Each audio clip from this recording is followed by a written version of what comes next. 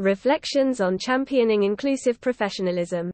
Following a keynote address at AELP's recent ED Summit, Dr. Vicky Smith, Executive Director of Education and Standards at Education and Training Foundation, ETF, shares her reflections on championing inclusive professionalism in the context of ETF's commitment to equity, diversity, inclusion and belonging, EDIB, and its importance to the further education and skills sector, especially to tutors and trainers who deliver a myriad of transformative opportunities to learners.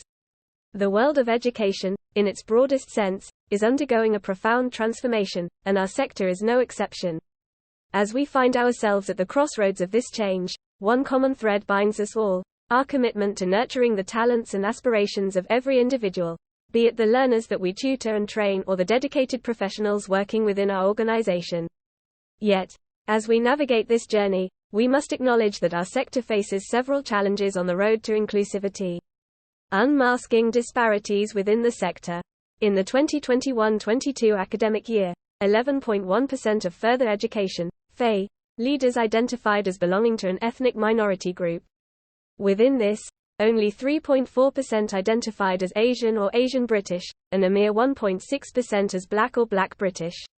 There are disparities in access to education, diverse learning needs, and evolving technologies. For example, in STEM-related apprenticeships, men outnumber women at a staggering 9-to-1 ratio. Also, individuals with learning difficulties or disabilities represent only 15.1% of those currently pursuing apprenticeships, raising questions about accessibility.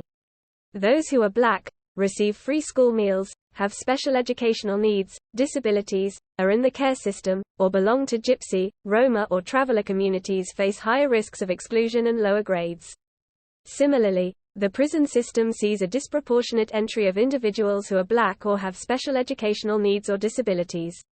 These statistics serve as a stark reminder that we have much room for improvement, not solely in education but at every level of our society. We need a representative workforce and curriculum to enable us to thrive, but this begs the question of what is inclusive workforce development. To me, it is the unwavering belief that every individual, regardless of their background, abilities, or circumstances, deserves an equal opportunity to learn, progress and succeed. It's about recognizing the diversity within our learning settings and workplaces and harnessing that diversity to create a stronger, more vibrant FE and skills ecosystem. Striving to be inclusive. As we craft environments that embrace diversity and equality, we unlock the full potential of our staff and students, providing them the opportunity to not just succeed but to thrive. In doing so, we harness the richness of varied perspectives, equipping our learners with the essential skills they need to navigate the complexities of the modern world. But it goes beyond empowering.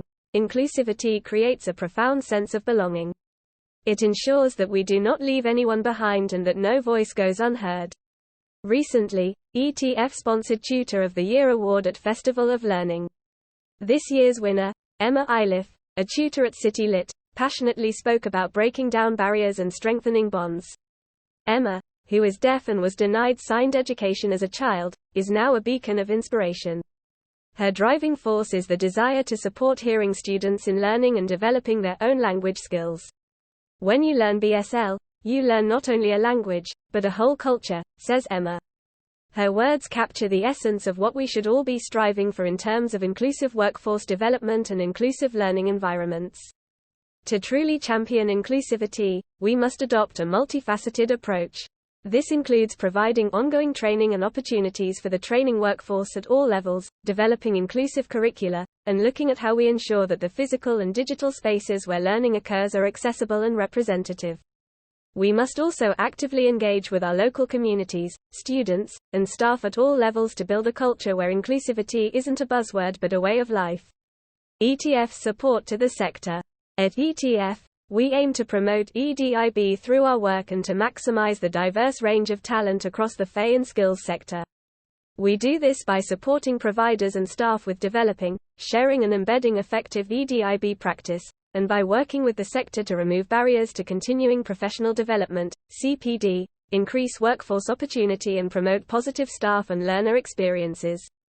Our new inclusive FE pages include a spotlight section that is updated regularly with key content, Plus there's additional pages focused on resources and toolkits, courses and CPD, as well as the latest blogs, podcasts and news. We also offer the Inclusive Leadership Program, which helped to build a cohort of senior leaders who embrace EDIB at the heart of their leadership approach, practitioner research program, uncovering hidden academics and scientists and advancing ED in further education, open to everyone in FE. I urge everyone to commit to becoming agents of positive change within our organizations. It's time to go beyond complacency and proactively think about the actions we can take to uplift our marginalized colleagues and learners. We understand that change isn't effortless, that it requires champions. So, let's rise to the occasion and become champions of inclusive workforce development in the FE and skills sector. By Dr. Vicky Smith, Executive Director of Education and Standards at Education and Training Foundation, ETF.